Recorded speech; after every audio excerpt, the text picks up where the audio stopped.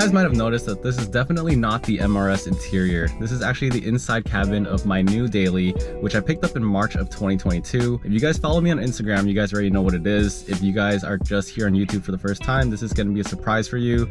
And this car is actually very interesting and very unique for so many reasons, and I can't wait to get into that with you guys. Right now I'm going to find a secluded spot to give you guys a walk around of the car. Let's get right into it.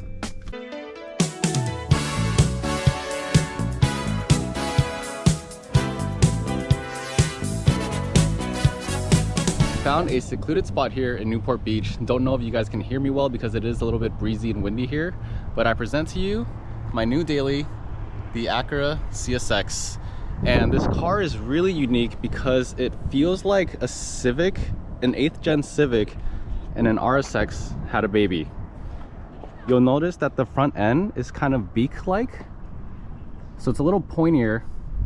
And if you're an enthusiast, you might have noticed that it has very different headlights from the 8th gen Civic. It's basically the JDM front, and if we come around here, it has the JDM tails and JDM rear as well. Though, what I've learned is this was actually designed in Canada first, and Honda decided to keep the styling for Japan. So it's not even a JDM front and rear to say, it's a Canadian front and rear originally. This car is a 2006 model, and to be honest, it just feels like a leather wrapped Civic. The interior is really nice though. The seats, because of the holes here, it reminds me of my old Integra GSR. It's all leather. The door panel is pretty nice too. I actually really like the design here. If you have an 8th gen Civic, you guys already know how good these cars are as a daily. So in Canada, they do make a Type S model of this car, which shares the same motor as an FA5 8th gen Civic Si. And this one, however, is just the base model CSX. Right now, I am borrowing my friend Jay's exhaust. Thank you, Vincent, for the loaner. The car is lowered on springs by the previous owner. The only thing I've done is put on a wing and side skirts.